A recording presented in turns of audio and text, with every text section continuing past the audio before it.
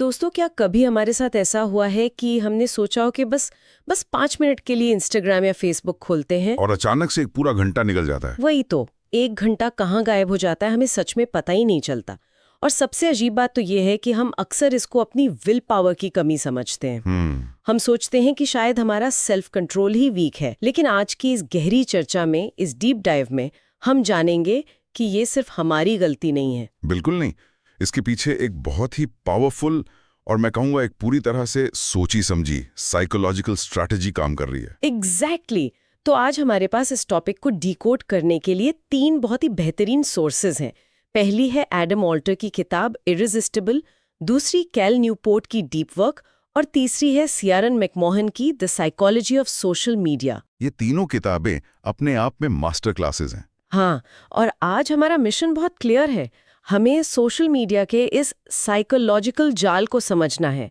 हम ये जानने की कोशिश करेंगे कि क्यों हमारी स्क्रीन हमें इस कदर बांधे रखती है और ये टेक हमारे दिमाग के साथ क्या खेल खेल रही है। सही कहा। और सबसे जरूरी बात, बिना खुद को कोसे हम अपना खोया हुआ फोकस वापस कैसे पा सकते हैं। तो चलिए शुरू करते हैं। तो सबसे पहले ये समझना ज़रूरी है कि सोशल मीडिया प्लेटफॉर्म्स ये एक्सीडेंटल तरीके से इतने एडिक्टिव नहीं बन गए हैं। ये एक $multi-billion इंडस्ट्री है। हाँ, इनका एक ही मकसद है ना, ह्यूमन साइकोलॉजी को हैक करना। एग्जैक्टली इनका पूरा बिजनेस मॉडल इस बात पर टिका है कि लोग अपना ज़्यादा से ज़्यादा वक्त इनकी स्क्रीन्स पर बिताएं। अटेंशन ही आज की सबसे बड़ी करेंसी है। तो इसको थोड़ा और डीपली समझते हैं। जैसे मैं जब भी नेटफ्लिक्स देखती हूँ तो एक एपिसोड खत्म होते ही दूसरा अपने आप शुरू हो जाता है। Auto play feature. हाँ, या फिर इंस्टाग्राम पर रील्स देखते वक्त फीड कभी खत्म ही नहीं होती। चाहे घंटों स्क्रॉल करते रहो, हमेशा कुछ नया आ जाता है। ऐसा लगता है कि रुकने का कोई ऑप्शन ही नहीं छोड़ा गया है। आपने एक बहुत ही क्रूशियल पॉइंट उठाया है यहाँ। इस कॉन्सेप्ट को साइकोलॉजी और टेक की भाषा में स्टॉपिंग क्यूज को हटाना कहते हैं। स्टॉपिंग क्यूज यानी रुकने के इशारे। बिल्कुल। अगर हम पुराने वक्त की बात करें, मान लीजिए कोई न्यूज़पेपर पढ़ रहा है, जब आखिरी पेज आ जाता है तो एक नेचुरल स्टॉपिंग क्यू मिलता है कि हाँ, अब अखबार खत्म हो गया। और टीवी शोज में भी जब एपिसोड खत्म होता था तो अगले हफ्ते का इंतजार करना पड़ता था। क्यूज को कंप्लीटली गायब कर दिया है। इंटेंशनली गायब कर दिया है। हाँ, इंस्टाग्राम के एक फाउंडिंग इंजीनियर ग्रेग हॉकमुथ ने तो यहाँ तक एडमिट किया था कि उन्होंने जाने अनजाने में एक एडिक्शन का इंजन बना दिया है। क्योंकि फीड बॉटमलेस है, यानी इसका कोई अंत नहीं है, तो दिमाग को कभी वो सिग्नल ही नहीं मिलता कि बस अब और नहीं। ये तो सच में डरावना है कि हमारे दिमाग को पॉज लेने का सिग्नल ही नहीं मिल रहा। लेकिन मेरे दिमाग में एक और सवाल आ रहा था। हाँ, पूछिए। शुरू में तो हमें ये सब बहुत मजेदार लगता है, पर एक पॉइंट के बाद हम थक जाते हैं, बोर हो जाते हैं, फिर भी हम फोन नीचे नहीं रख पाते। ऐसा क्यों होता है कि जो चीज हमें अब पसंद भी नहीं आ रही, हम उसको छोड़ नहीं पा रहे हैं? मैं खुद कई बार सोच रही होती हूँ कि मैं क्यों स्क्रॉल कर रही हूँ। ये एक्चुअली सीधा हमारे दिमाग के केमिकल डोपामीन से जुड़ा हुआ है। डोपामीन को लोग अक्सर फील गुड केमिकल समझते हैं। हाँ, खुशी वाला केमिकल। पर असल में ये डिजायर या चाहत का केमिकल है। जब हम अपनी फीड पर कुछ नया देखते हैं तो दिमाग में एक छोटा सा डोपामीन स्पाइक होता है। लेकिन इसमें सबसे इंटरेस्टिंग फाइंडिंग केंट बर्रिज नाम के एक साइकोलॉजिस्ट ने दी है। उन्होंने क्या ढूंढा? उन्होंने बताया कि हमारे दिमाग में किसी चीज को पसंद करने यानी लाइकिंग और उसकी चाहत होने यानी वांटिंग, इन दोनों के लिए अलग अलग ब्रेन सर्किट्स होते हैं। वेट, लाइकिंग और वांटिंग अलग होते हैं? अगर मैं किसी चीज को चाहती हूँ तो ऑब्वियसली मैं उसको पसंद भी तो करती होंगी ना। इसको किसी आम एग्जाम्पल से समझाइए। आमतौर पर हमें यही लगता है, जैसे आपको चॉकलेट पसंद है, ये हुई लाइकिंग, इसलिए आप उसे खाना चाहती हैं, ये हुई वांटिंग। लॉजिकली तो दोनों साथ चलते हैं। लेकिन एडिक्शन के केस में ये दोनों सर्किट्स अलग हो जाते हैं। बेरेज की रिसर्च दिखाती है कि टाइम के साथ किसी आदत को पसंद करने वाला सर्किट कमजोर पड़ सकता है। अच्छा। यानी एंडलेस स्क्रॉलिंग से अब कोई खुशी नहीं मिल रही, इरिटेशन हो रही है कि टाइम वेस्ट हो रहा है। इसका मतलब लाइकिंग खत्म हो चुकी है।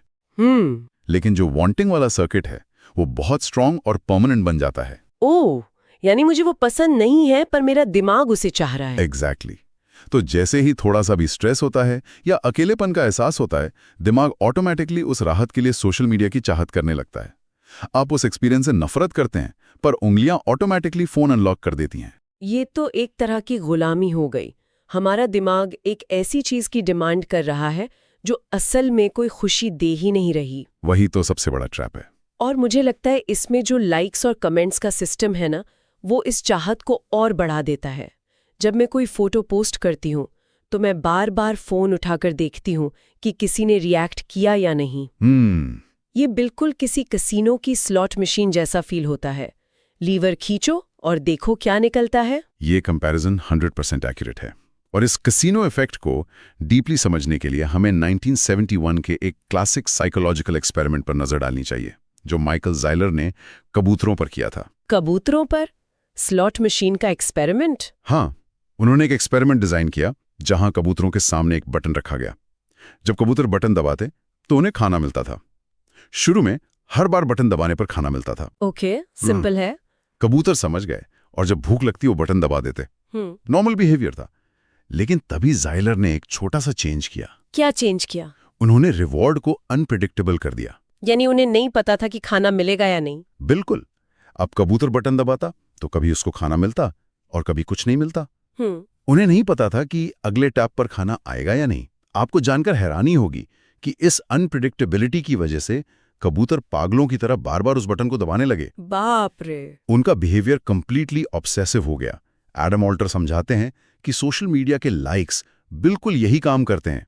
जब आप ऐप रिफ्रेश करते हैं तो आपको नहीं पता होता कि आपको 10 लाइक्स मिलेंगे, 2 कमेंट्स मिलेंगे या कुछ भी नहीं मिलेगा। वही अनप्रेडिक्टेबिलिटी। हाँ, ये अनप्रेडिक्टेबिलिटी ही है जो उस बिहेवियर को इतना एडिक्टिव बनाती है।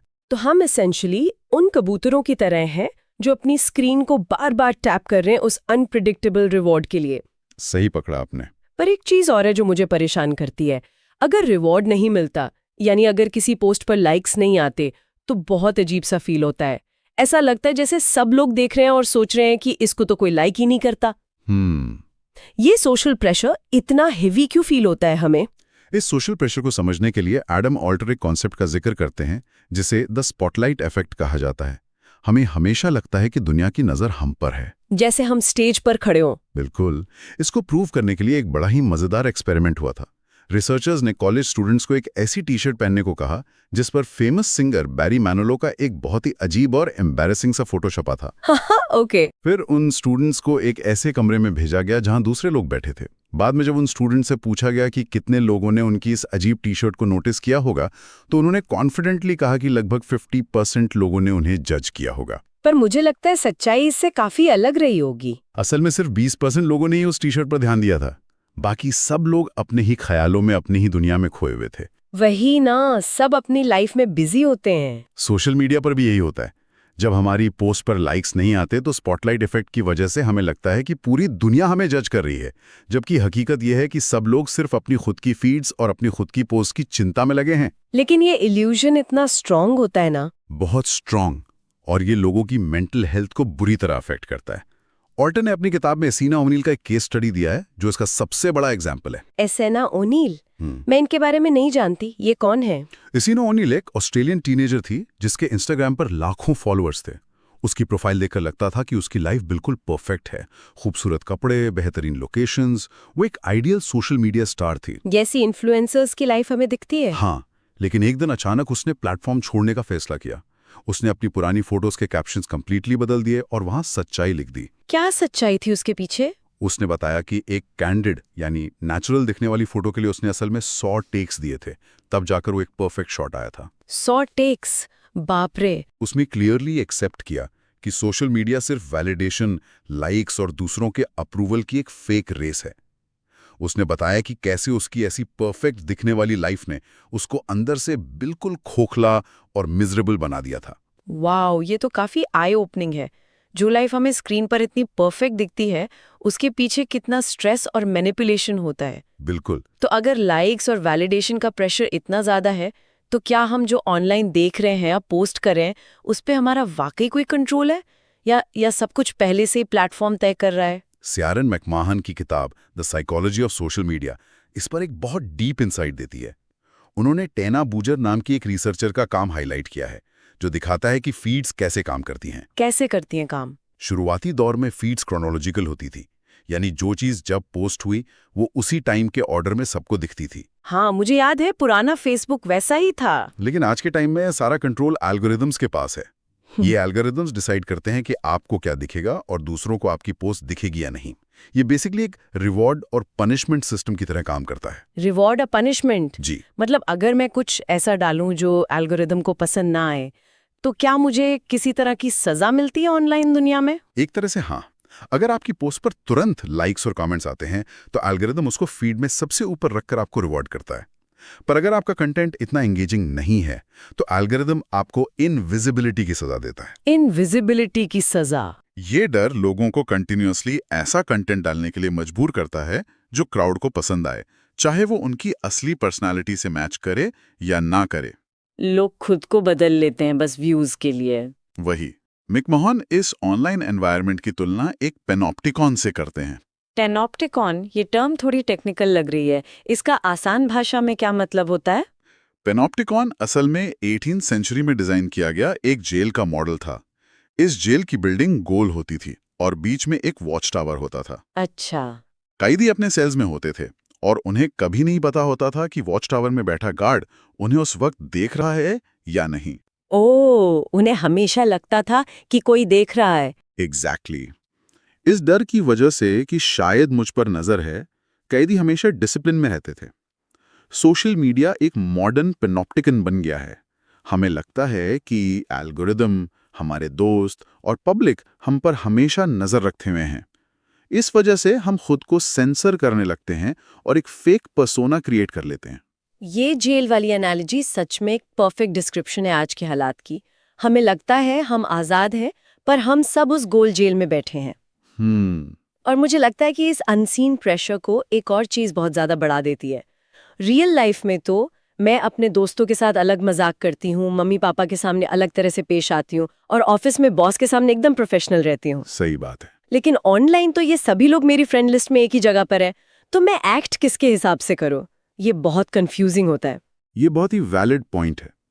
इस तनाव को सियारन मैकमोहन कॉन्टेक्स्ट कोलैप्स का नाम देते हैं। Context collapse? हाँ, पुराने जमाने में हमारी जिंदगी के अलग अलग हिस्से यानी कॉन्टेक्स्ट्स अलग रहते थे, पर सोशल मीडिया ने उन सबको एक ही जगह कोलैप्स यानी जमा कर दिया है। आप एक पोस्ट डालते हैं तो आप नहीं जानते कि उसे आपका दोस्त पढ़ेगा, आपकी आंटी पढ़ेंगी या आपका नया बॉस। वही ना, एक अजीब से टेंशन रहता है। इस वजह से हर वक्त एक कंफ्यूजन बनी रहती है कि कहीं कोई गलत मतलब ना निकाल ले।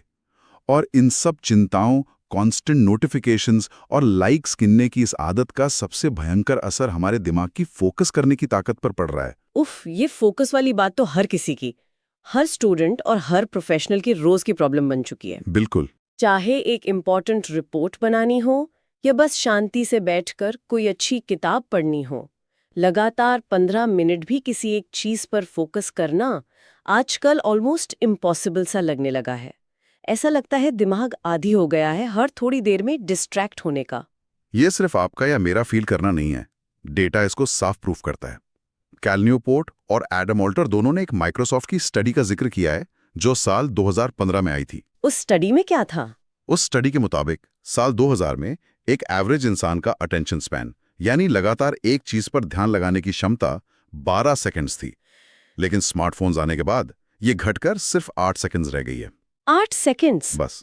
और इसमें सबसे शॉकिंग कंपैरिजन ये है कि एक आम गोल्डफिश यानी मछली का अटेंशन स्पैन 9 सेकंड्स होता है। वेट, क्या मछली से भी कम? हाँ, बायोलॉजिकली हम आज एक मछली से भी कम वक्त तक अपना ध्यान केंद्रित रख पाते हैं। ये फिगर सुनकर थोड़ी हंसी भी आती है और काफी डर भी लगता है। पर प्रैक्टिकली सोचिए, मैं ऑफिस में अपना काम कर रही हूँ और मैंने सोचा कि चलो बस 2 सेकंड के लिए व्हाट्सएप चेक कर लेती हूँ, फिर वापस काम पर लग जाऊंगी। लॉजिकली तो मैं तुरंत स्क्रीन पर वापस आ गई, तो इसमें मेरा ध्यान कैसे खराब हुआ? इस चीज को साइंटिफिकली एक्सप्लेन किया है यूनिवर्सिटी ऑफ मिनेसोटा की प्रोफेसर सोफी लेरॉय ने। उन्होंने एक बहुत ही ब्रिलियंट कॉन्सेप्ट दिया जिसका नाम है अटेंशन रेजिड्यू।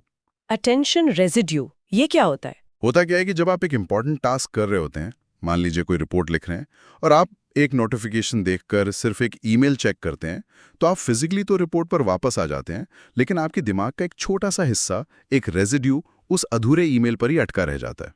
अच्छा, यानी मेरा दिमाग अभी भी बैकग्राउंड प्रोसेसिंग में उस ईमेल के बारे में सोच रहा है, भले ही मेरी आंखें मेरे मेन काम पर हों। बिल्कुल ऐसे।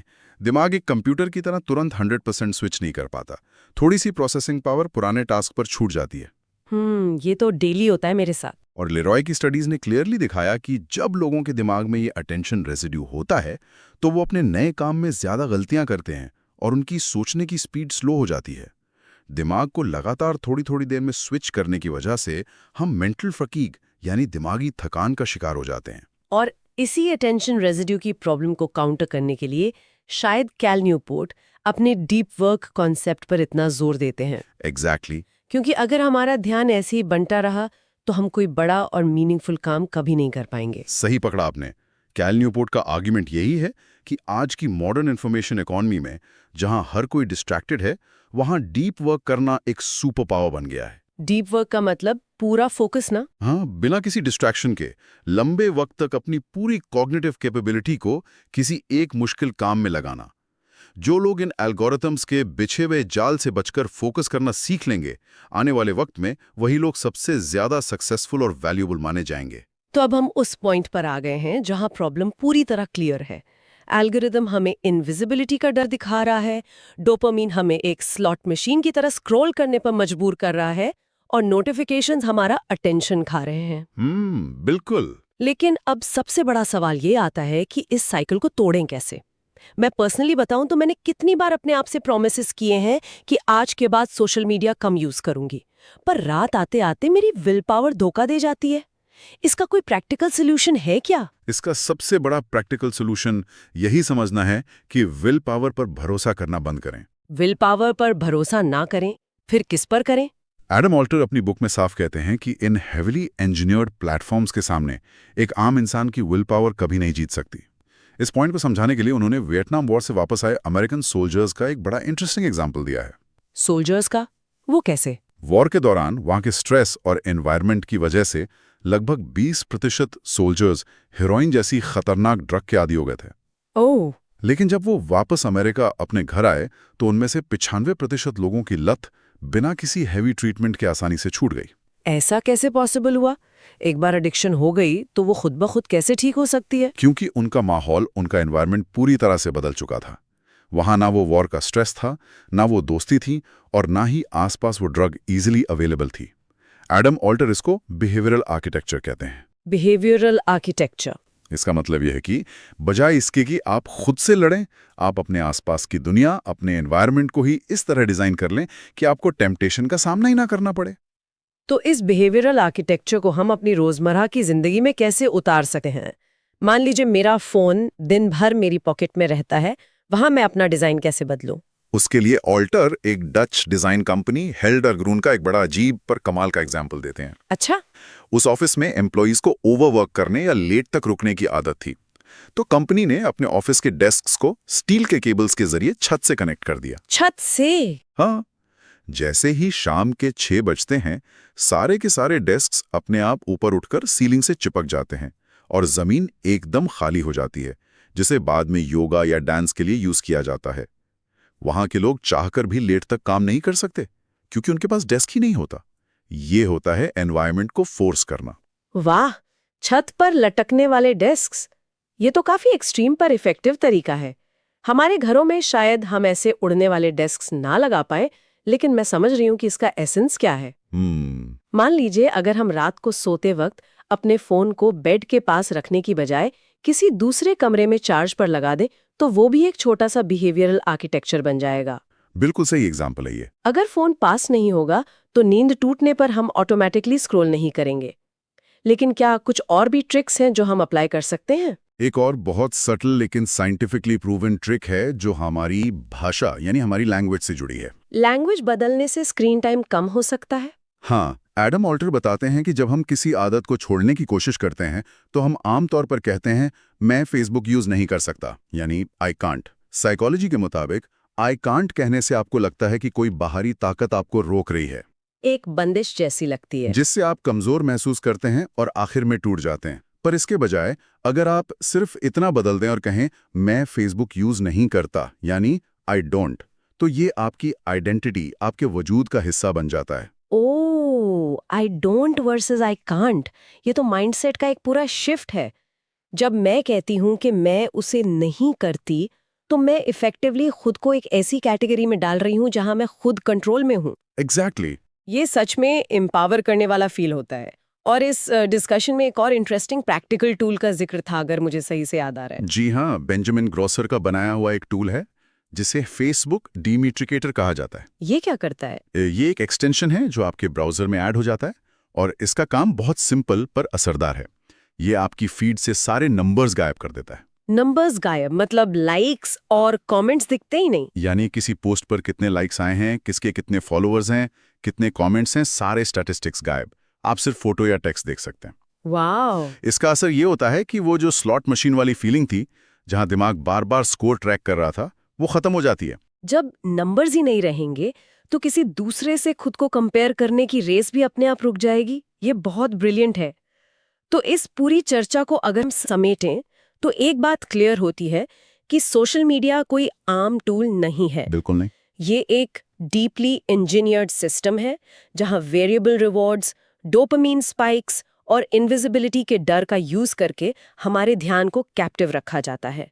पर अब जब हम इसके पीछे की मैकेनिक्स समझ चुके हैं तो हम बिहेवियर डिजाइन करके, अपनी भाषा बदलकर और ऐसे टूल्स का यूज करके अपना टाइम और फोकस वापस क्लेम कर सकते हैं। ये सारी बातें बिल्कुल सही हैं, पर इसके आगे एक आखिरी और बहुत गहरा सवाल है जो हम सबको अकेले में सोचना चाहिए। वो क्या? आज हमारी पूरी ऑनलाइन आइडेंटिटी सिर्फ एक इनविजिबल एल्गोरिदम को खुश करने और सोशल वैलिडेशन बटोरने में निकल रही है, लेकिन इस चक्कर में हम असली दुनिया में अपनी रियल आइडेंटिटी से दूर होते जा रहे हैं। ये तो सच है। क्या हमने स्क्रीन पर हर पल अवेलेबल रहने के चक्कर में अपने खुद के ख्यालों के साथ अकेले बैठने और चुपचाप बोर होने की क्षमता पूरी तरह से खो दी है? बोरिंग तो जैसे गायब ही हो गया हमारी लाइफ से। जबकि साइकोलॉजी कहती है कि इंसानी दिमाग की सबसे बड़ी क्रिएटिविटी, नए और ब्रिलियंट आइडियाज अक्सर उसी बोरिंग और शांति के पलों में जन्म लेते हैं। जब दिमाग के पास प्रोसेस करने के लिए कोई नोटिफिकेशन नहीं होता, तब वो खुद को डिस्कवर करता है। और आज हम अपने फोन से उस शांति को मार रहे हैं। तो क्या हम वाकई उस अकेलेपन, उस शांति और अपनी उस अंदर की आवाज को हमेशा के लिए मिटा देना चाहते हैं? इस पर सबको जरूर विचार करना चाहिए। एक बहुत ही गहरा और जरूरी सवाल। उम्मीद है इस डीप डाइव से हम सबको अपने डिजिटल हैबिट्स को समझने में मदद मिली होगी। इस पर जरूर सोचिएगा।